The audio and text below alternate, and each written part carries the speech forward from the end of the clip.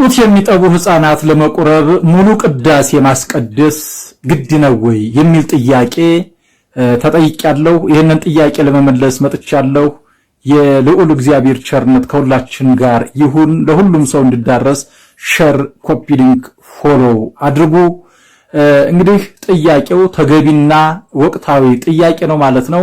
ይህን ጥያቄ ያነሳችሁልኝ ሰዎች በሃይማኖታችሁ ዙሪያ እጅግ በጥንቃቄ ለመጓዝ የምትፈልጉ ጠንካራ ሰዎች ናችሁ ማለት ነው። ምክንያቱም ልጆች ለመቁረብ ሙሉ ቅዳሴ ማስቀደስ ግዴታ ይጠበቅባቸዋል ወይ የሚለውን ጥያቄ ማንሳታችሁ ይሄ የሚያሳየው እግዚአብሔርን የሚያስቀይም ስራ አንድም ነገር መስራት እንደማትፈልጉ ነው ያየሁት ማለት ነው። ስለዚህ ጡት የሚጠቡ ህፃናት ሙሉ ቅዳሴ ማስቀደስ ይጠበቅባቸዋል ወይ ለመቁረብ ለሚለው ጥያቄ አዎ ኪዳን ማስደረስ አለባቸው፣ ሙሉ ቅዳሴ ማስቀደስ አለባቸው ማለት ነው። ለህፃናቱ ብቻ ሳይሆን የትኛውም ሰው አቆርባለሁ የሚል ቄሱ ለመቁረብ ምእመናኑ ደግሞ ቄሱ ለማቁረብ ምእመናኑ ለመቁረብ ቢሰለፉ ቄሱ ራሱ ቅዳሴ ሳያስቀድስ ኪዳን ሳያስደርስ መጀመሪያ ኪዳን ላይ ሳይገኝ ኪዳን ሳያስደርስ የኪዳን መስቀል ሳይስም መቀደስ አይችልም። ሁለተኛ ደግሞ መቁረብ ራሱ አይችልም። ቄስ ነኝ ዲያቆን ነኝ ብሎ መቁረብ አይችልም። መጀመሪያ ኪዳን ማስደረስ አለበት፣ የኪዳን መስቀል መሳም አለበት ማለት ነው። ስለዚህ ከዛ ነው የሚጀምረው ህፃናትን ለማቁረብ። ስለዚህ ሙሉ ቅዳሴ ማስቀደስ ይገባል። ከኪዳኑ ጀምሮ ሙሉ ቅዳሴ ማስቀደስ ያስፈልጋል ማለት ነው፣ ግዴታ ነው ይሄ። ፍትሐ ነገሥቱ ምንድነው የሚለው? ወዘይነበረ በጥንተ ቅዳሴ ይቅራ። ቅዳሴ ሲጀመር ጀምሮ ቅዳሴ ያላስቀደሰ ሙሉ ቅዳሴውን ያላስቀደሰ ሰው አይቁረብ ተብሎ በፍትሐ ነገሥቱ ላይ ተሰርቷል ማለት ነው። ፍትሐ ነገሥት 10 አንቀጽ 12 ቁጥር 495 ላይ ተቀምጧል ይሄ ቃል።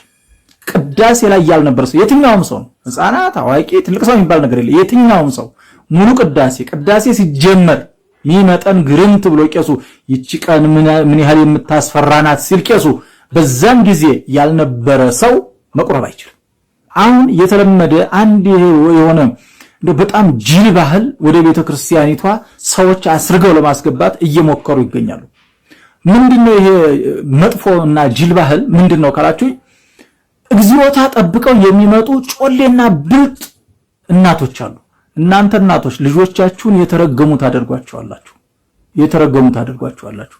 መጀመሪያ ለኪዳን ቀደም ብለሽ ተነስተሽ ወደ ቤተክርስቲያን ሂጂና ኪዳን አስደርሽ። ከዛ ኪዳን ከተደረሰ በኋላ አሃዱስ ከሚባል ድረስ ልጁ መጥባት ይችላል።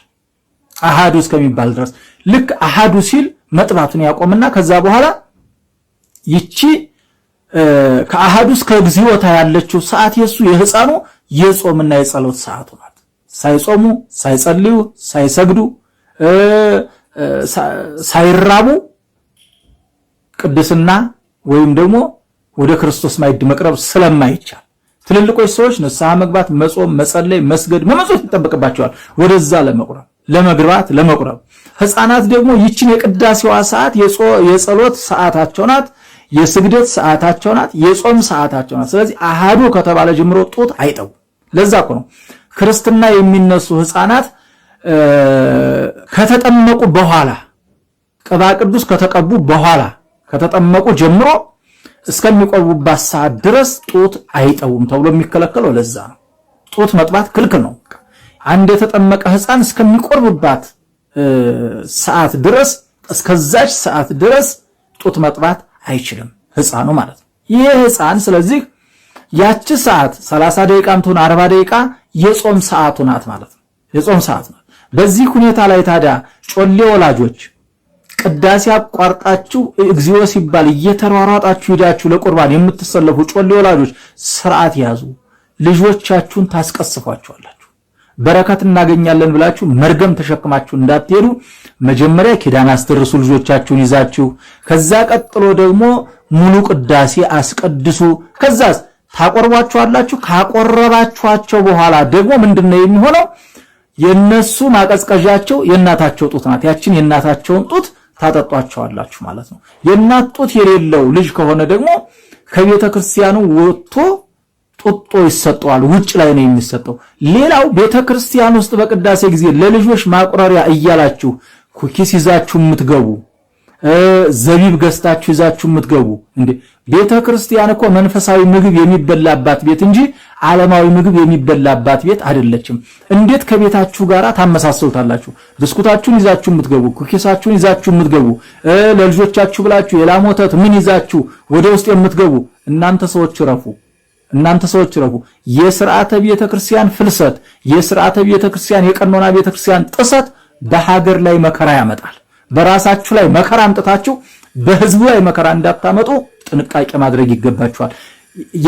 የነዚህ ምዕመናን አባቶች ካህናትም ደግሞ ልጆቻችሁን የሚገባውን ትምህርት አስተምሩ።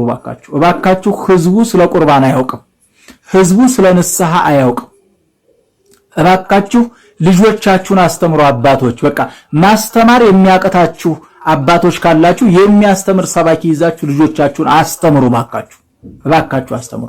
እንዴት ያላስቀደሰ ሰው ይቆርባል? ስለዚህ ይሄ ሕፃናትም ይሁን ትልቅ ሰው መጀመሪያ በኪዳን ጊዜ ያልነበረ በቅዳሴው ሲጀመር ያልነበረ ሰው አይቁረብ ስለሚል ፍትሐ ነገሥቱ ይሄ አይቆርብም ነው። ለጥያቄያችሁ መልሱ ሙሉ ቅዳሴ ያላስቀደሰ ሕፃን አይቆርብም። ከ40ና ከ80 ቀን ጀምሮ እስከ 7 ዓመት ያሉ ሕፃናት ሙሉ ቅዳሴ ያስቀድሰው ነው የሚቆርቡት።